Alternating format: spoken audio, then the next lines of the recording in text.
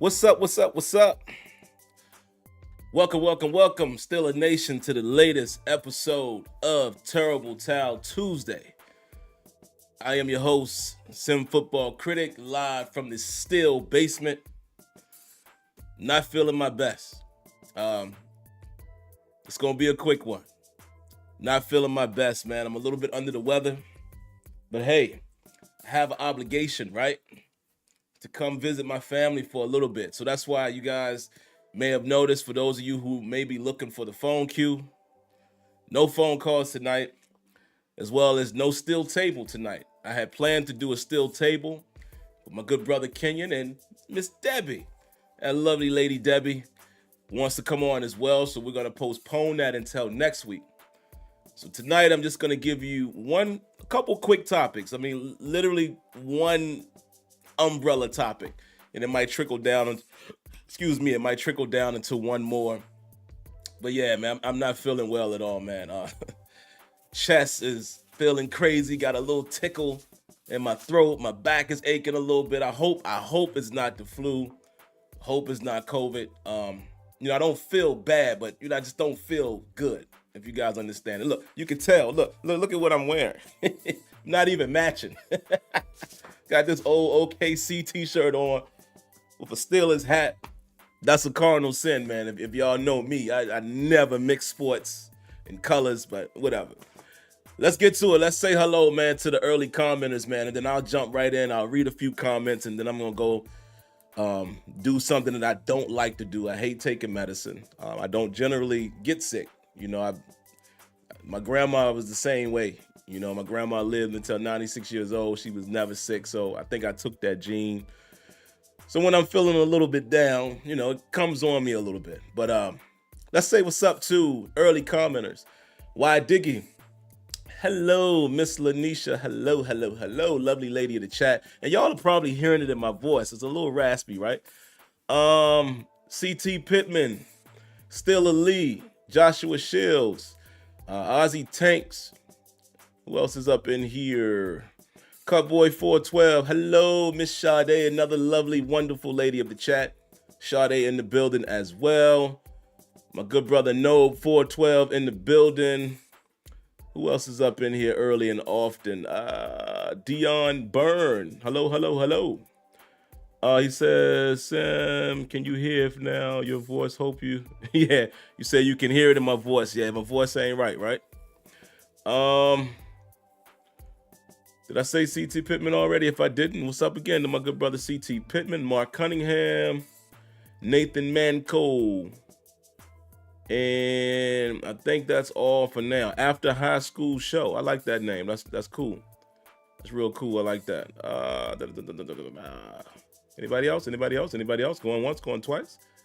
Brian Williams, what's happening?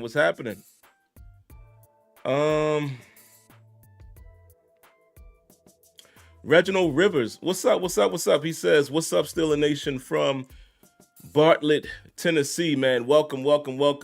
If this is your first show, I'm going to say forgive me in advance. I'm under the weather. I'm not feeling well. It's going to be a really quick show. But hey, please come back and see us. Please go look at some of the previously live, recorded live streams or what have you. And hopefully you like the content, man, and you come be a part of the family with us. But welcome and thank you for coming by tonight. Verducci, man. What's up, Verducci, man? What's going on, man? It's been a minute. Rajan, 39. And all right, let's go ahead and get into it. So like I said, man, listen, because I'm not feeling well, it's just going to be one quick topic, a quick hitter, if you will. First of all, I hope all of you guys are feeling well out there, man. I know a lot of people who have, been under the weather. Some people have gotten COVID. They say the flu is crazy. One of my coworkers, one of my employees, she just got over the flu. It's crazy out there. And now I'm having some of those symptoms, not all the way there, but, and sometimes, when the weather change can make my chest and throat and stuff hurt like that. So, I'm trying to wish for the best. But hope all of you guys are healthy and feeling well as well. And if you're not, get some rest. Should take my own advice, right? But like I said, man, you guys are a family. I'm going to come here. It's my obligation to say what's up to y'all unless it's an emergency. So I'm here for a moment. So let's talk about a couple things, man. First and foremost, the Pittsburgh Steelers have signed a couple future contracts, and let me pull those up, read them to you guys. And before I even look at it, because I haven't looked at it, a lot of times I like to react to this stuff in real time. I haven't seen this list. I hope a guy like Eric Rowe is on it. I really do.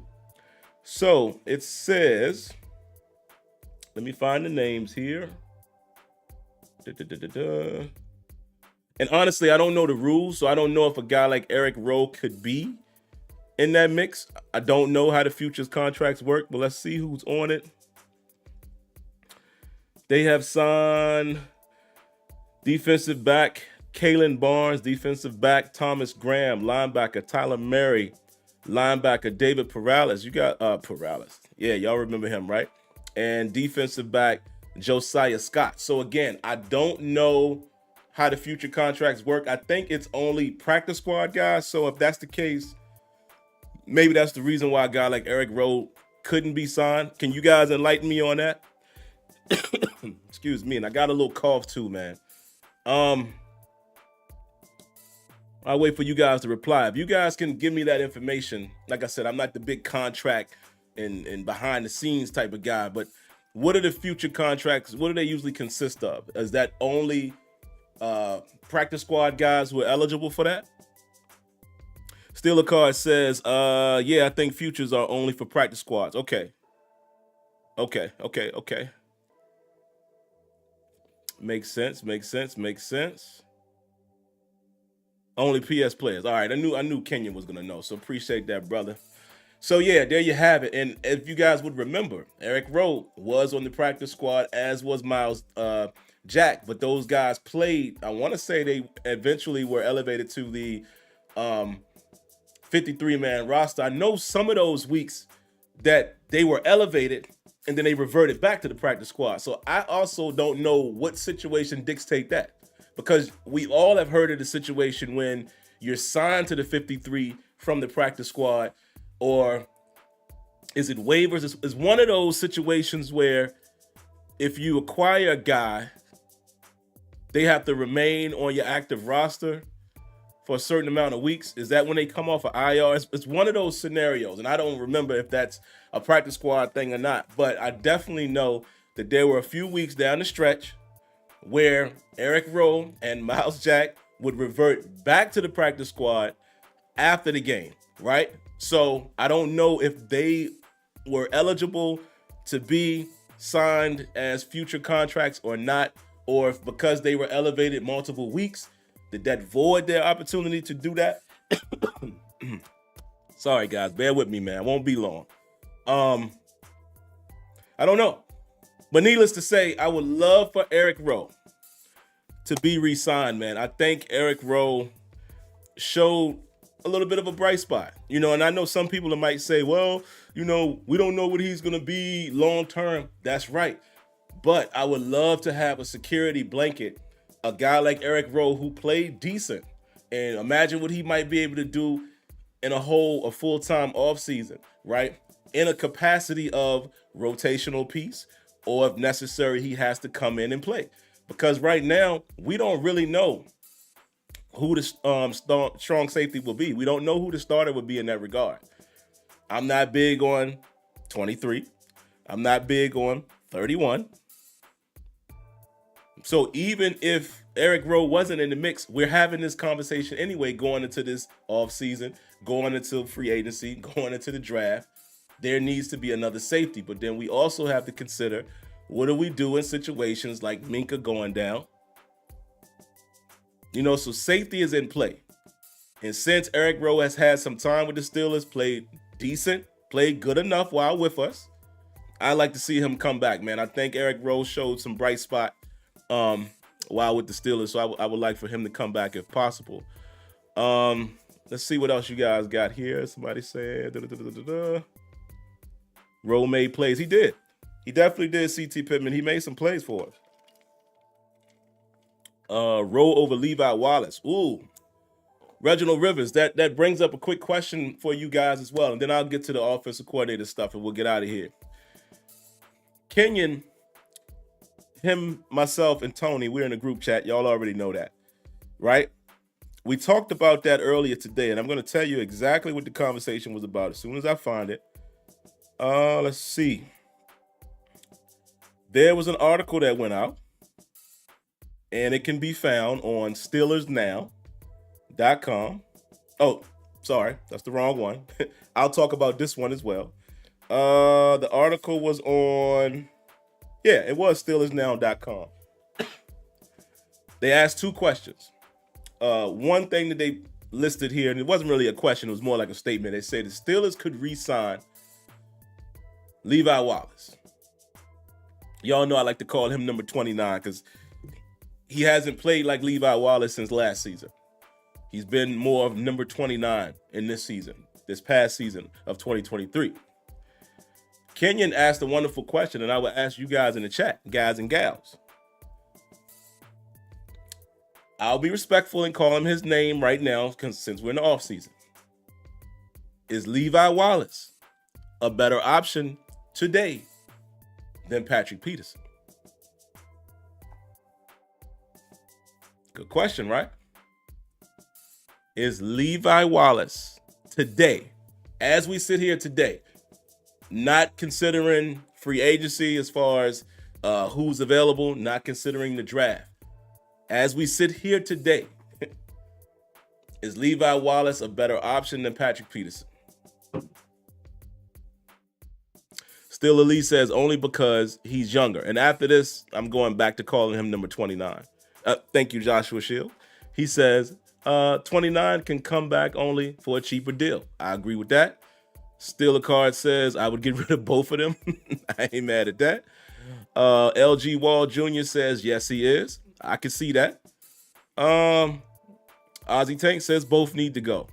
Nobe says both can't tackle. Oh, round of applause.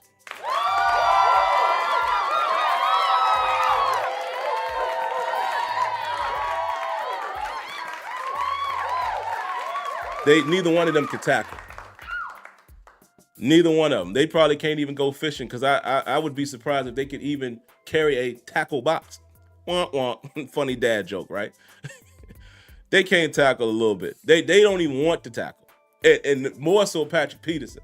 Patrick Peterson looks like he's making a business decision every single time there's any possibility of contact. Not even just going to the tackle. It's just anytime there's a possibility of contact coming his way, business decision is made. And I get it. You know, you a 13-year vet. You probably a future Hall of Famer as a corner. I get it, but it don't help us while you out there. That's all I'm saying. Jim Hines says that's a tough question. It is. It's a tough question, man, because these are the questions that you have to ask as an organization. I know all of us fans would like to get rid of both of them. That's a fair statement. But we have to ask ourselves, who do we get back? You know, do the Steelers go find two corners in the draft? Do the Steelers bring in corners, you know, in free agency?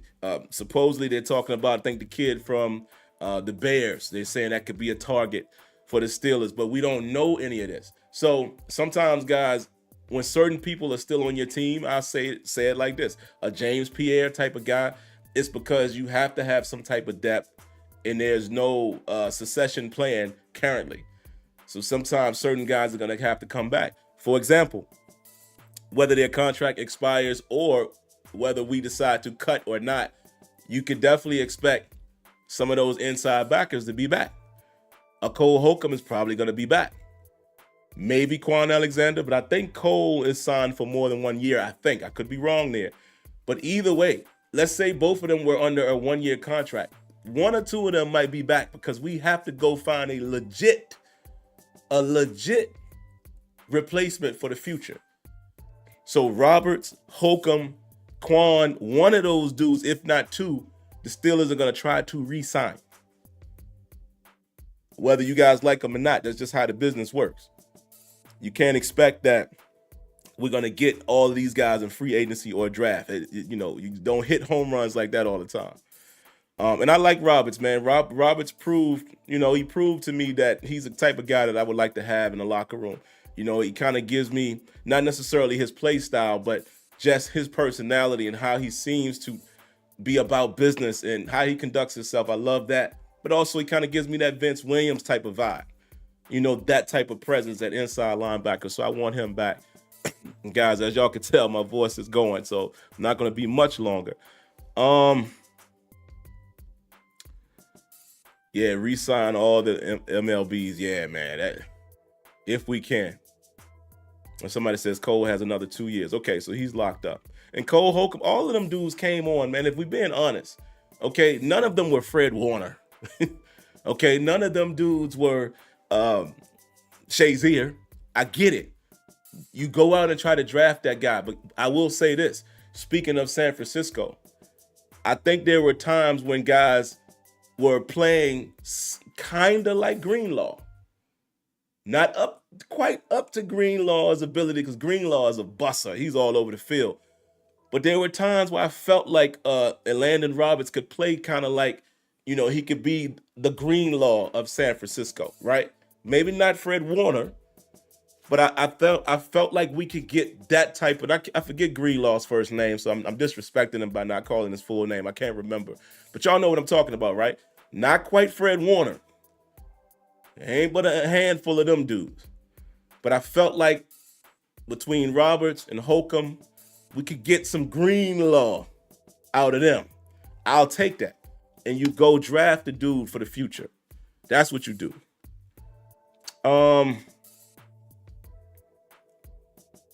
Hot tea and honey. Thank you, Miss Diane. I appreciate that. Yeah, I'm about to go hit it, man. My beautiful, lovely wife, man, just went and picked up some little bit of medicine, because she's also saying her throat is hurting. So I'm like, oh God, I hope the sick bug ain't hit us, but we'll see. Let's see what else I want to hit on. I think that might be it as far as players. So we shall see what happens with the roster. Now, let's talk about the offensive coordinator just a bit. I put Mike Tomlin again as my thumbnail. Reason being is because I'm assuming that these will be his decisions. I'm sure along with Omar Khan as well as AR2. Tomlin said as much. It would be the three of them making the decision. But I'm going to put it on the head coach, because we've given the head coach a lot of criticism, myself included. All of us here, Kenyon, all of us here, have said that Mike Tomlin sometimes seems to be loyal to a fault, where he promotes from within. I was happy, and you guys saw my independent video talking about this. I was very happy to finally be able to say, great, we're going to go outside. And Mike Tomlin made it a point to say that in his exit interview. We're looking at outside candidates. In fact, he said that Eddie Faulkner and Mike Sullivan, neither one of those gentlemen would be considered at this moment. I'm cool with that. He's looking for versatility and dynamic. He wants a guy who is dynamic, has versatility to the offense, put some points on the board. In fact, I saw a report that it said that Mike Sullivan is likely to not be retained. So, hey, quick side note question. New OC, new QB coach. What does that mean for a guy like Kenny Pickett? And I'm going to save the quarterback conversation for next week. Next week with the Steel Table, because I want to have my partners in crime. I want Kenyon, I want Debbie on, so we can really have a nice conversation. Because listen, the Steelers are in somewhat of a pickle. Let's see what happens with Mason Rudolph. But let's face it, Mason Rudolph isn't the future either. Do you think he's the future? I think he had nice command over the offense. Managed the game very well. Took shots down the field when necessary. But I felt like he was in more control. Like I said, I felt he reads the field. And he hangs in that pocket. Can't say he reads the field like above and beyond. But you can see that maturation of him in those 4 games. Because in the past, he didn't do that. The biggest thing I saw from Mason Rudolph is he hung in that pocket. That is one thing that Kenny Pickett does not do. But what does the new OC and new QB coach do for Kenny Pickett? Stay tuned. So, what we also learned today is that, hey, the Pittsburgh Steelers have asked permission. Let me pull up the name here. 1 second. they have asked permission to interview a couple guys. One in which is the guy from the Rams. I forget his name, Zach Robinson, I think. So the Steelers have asked to speak with him and interview him, in regards to the offensive coordinator position. I like that. I like that. Young guy, 39 years old. That's what we need. We need an infusion of youth. Get some of that new blood in there. Man, do y'all hear my voice going crazy? I'm sorry, guys. And I've been hanging in there for y'all, man. But I'm telling you, I am, yeah, I am beat. Also, this was another name that perked up, and this comes from Peter King. Cliff Kingsbury. Cliff Kingsbury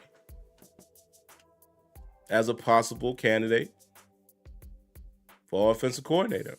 According to Peter King, he's going to be talking to the Steelers. I'm trying to see if they show his age, but I want to say Kingsbury might be in his 30s as well. Late 30s, early 40s. Either way, young, relatively young, getting into that young coaching pool. And here's the funny thing. Do y'all realize Mike Tomlin is only 51? That's relatively young too. He just has more old principles because he comes from the old era. He was groomed by Tony Dungy. Remember when Mike Tomlin took over, the dude was 34 years old. So I'm really liking what we're hearing so far.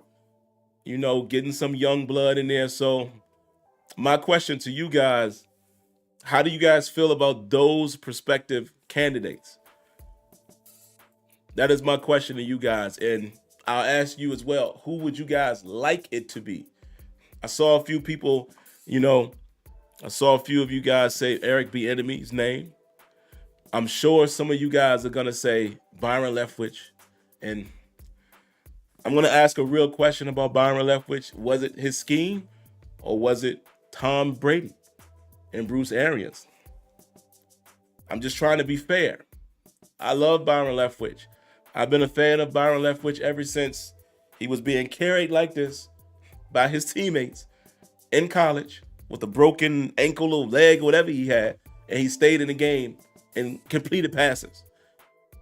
I've been a fan of his since then. So I'm not, throwing any shade at Byron Leftwich. I'm just saying, do we know for sure that he's a great offensive coordinator? Young too, relatively young. But I'm just saying, do you know that? Or are you just looking at the results of what happened while in Tampa? Not to mention, Bruce Arians was there assisting, as well as Tom Brady. So does that change anything? All right, so let's see what you guys got, man. How do you guys feel about those guys? And who else would you want it to be? Let's see. LG Wall Jr. says Eric Bieniemy. Kevin So Nice says Eric Bieniemy is a pipe dream. Diane says no Byron. Okay. Steal a Card says no Byron. My man Mark Malone says Todd Haley. Hey. Ironically, I wouldn't be too mad at a Todd Haley. Only thing is, how does Todd Haley's offense measure up nowadays? I'm assuming getting the ball out really quick, like he did with Ben Roethlisberger, would still help. But I'm just wondering how his current scheme would measure up in today's NFL. Round of applause. We got a donation for C.T. Pittman. Thank you very much.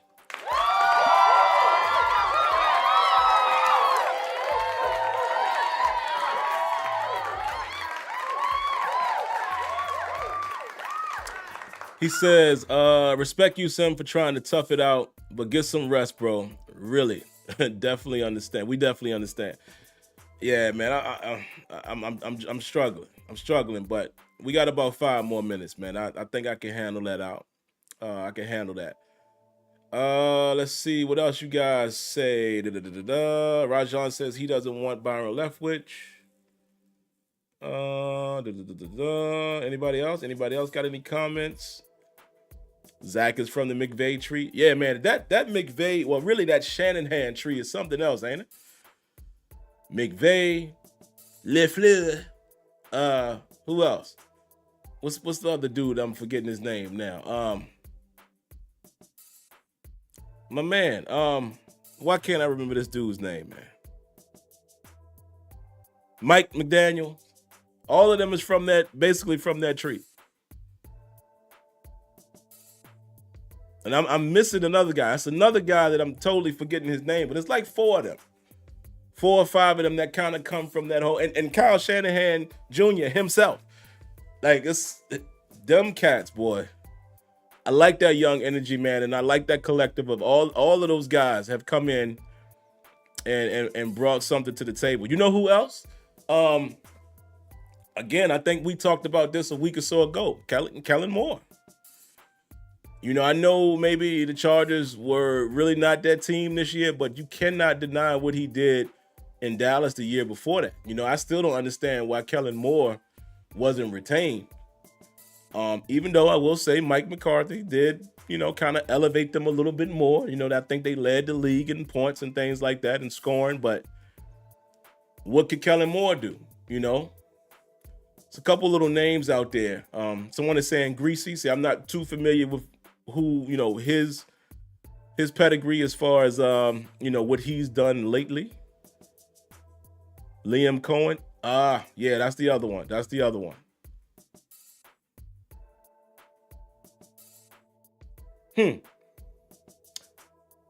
Debbie says, Mike McDaniel didn't seem to do much in Miami. More talent than scheme to me.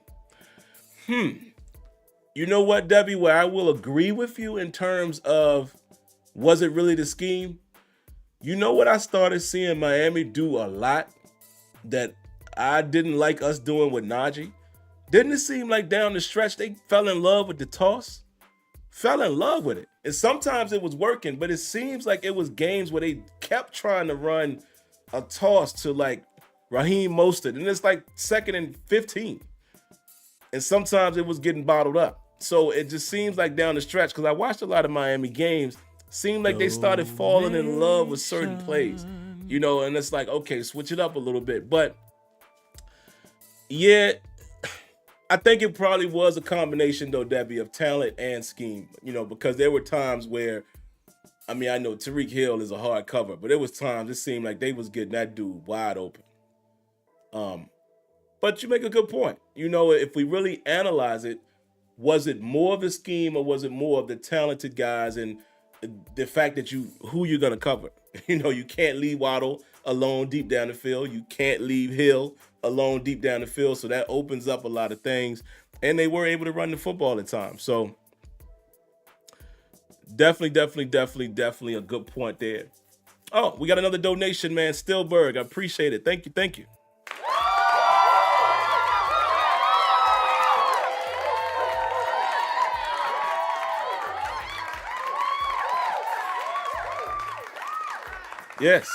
Yes.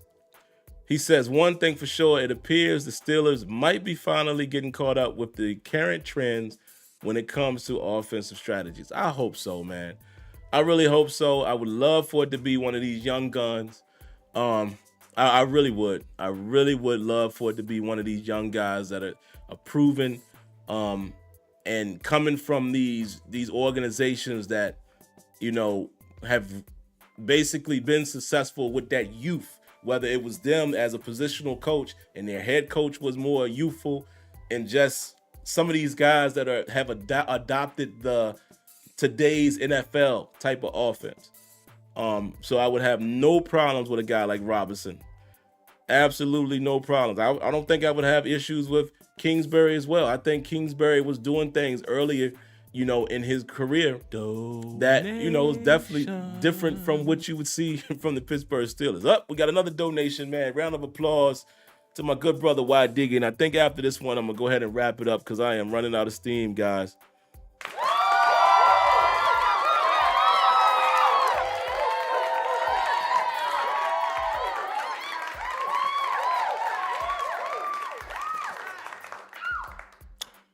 Okay, he says Clint Kubiak. Yeah, I've heard of him. Zach Robinson, or maybe giving T. Martin a shot. Okay. Cliff Kingsbury would be okay. He says, but there's, I think he's missed the word there. I think you're trying to say, but there's other names you'd prefer. And he says, no Byron Leftwich. Yeah, I'm not too big on the Byron Leftwich thing, man. I think I liken it to when Steelers fans wanted Hines Ward to be the wide receiver coach. I think sometimes we get too caught up in ex-players and your love affair for the Steelers players. And, again, I'm not trying to down or throw shade at Byron Leftwich. I'm just being honest and saying, was there enough there for me to think it was all his scheme, or was it Tom Brady's genius, along with having Bruce Arians as a head coach who was an offensive coordinator? That collaboration. I mean, again, look at the fall off in New England without Tom Brady. It doesn't mean that Bill Belichick can't coach. It's just sometimes you need that player to bring it all together. Round of applause for C.T. Pittman, man. Another donation. I appreciate you.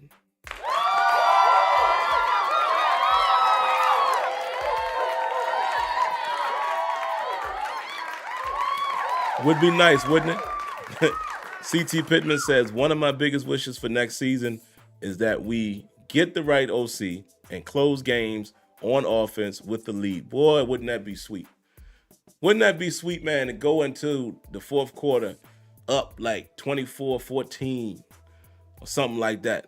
10-point lead in an efficient offense, knowing that they will be able to produce a solid drive, at least one in the fourth quarter, which would kill 6 or 7 or 8 minutes of the clock.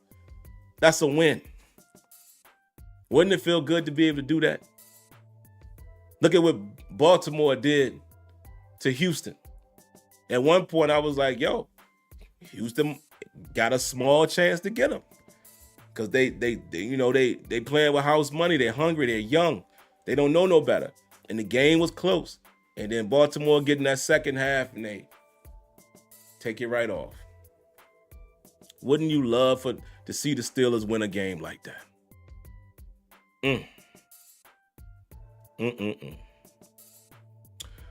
But all right, guys, I'm going to get out of here, man. Listen, I appreciate y'all bearing with me tonight. I apologize that there was no still table. We plan to do that next Tuesday.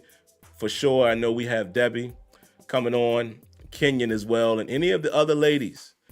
Get with Debbie or shoot me an email directly if y'all want to join in on that. We're just going to chat it up, man. We're going to talk about some of our biggest needs that we would like to see them do and what we think the Steelers will do. We'll definitely talk about the retention of Mike Tomlin, meaning that he's returning himself next year, and, whether or not the extension will happen. He pretty much said it was going to happen. So that's how he was talking, and with his chest out, like, yeah, I'm cool. And then we'll also talk the quarterback situation. And like Kenya said earlier today, when I told him I wasn't feeling well and that I would postpone, he said, hey, we might have a new OC next week. So that might be perfect timing. So we'll see how that goes as well. But outside of that, man, I'm just going to ask you lovely people. Hold on. We got a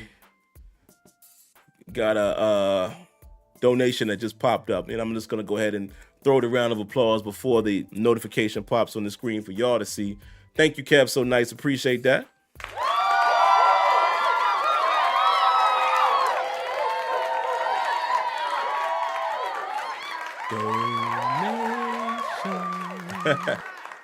He says, Sim, as Steelers, this weekend will be stressful. The Ravens will win, and we not getting Justin Fields. Quick question before I go. This is an early question. Maybe we'll throw this in a conversation next week, too. How would y'all feel about Justin Fields? That's interesting. I never really thought about that. But honestly, like from your heart, how would you feel about Justin Fields as the quarterback of the Pittsburgh Steelers? And I also saw something about the Steelers might look to go, seek Kirk Cousins. And I don't read into any of those reports, man, until you get closer. But how would y'all feel about that? I don't know. I don't know how I feel about that. you know, maybe we'll talk about it next week, man. But I don't know. It's again, I think a lot of times people get caught up in the whole quote unquote what they think a player can do more so than what they've done, more so how will it fit into the scheme. You know what I mean? I don't know. I think Derek Moore said he's better than Pickett, but that ain't the point. It's not the point. Mason Rudolph arguably played better than Pickett as a totality, right? In his 4 games. But the point ain't he's better than Pickett. You know, if you go get a Justin Fields, I don't think that's we'll get him for a year. I think that's long-term future. That's what you're thinking. So that's what I'm asking. Because even if you think Pickett's not it, do you think Justin Fields is the long-time answer?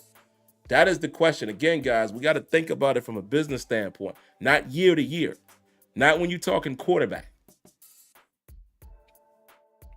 I don't know. I don't know how I feel about that. But I do know I don't feel good tonight. So let me go, man.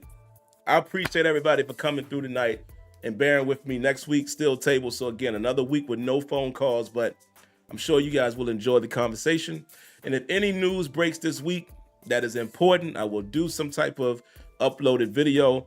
But outside of that, man, I thank you guys for tuning in. And again, if you love the video, if you like what you saw here tonight, consider hitting that like button. No, hit that like button. Don't consider it.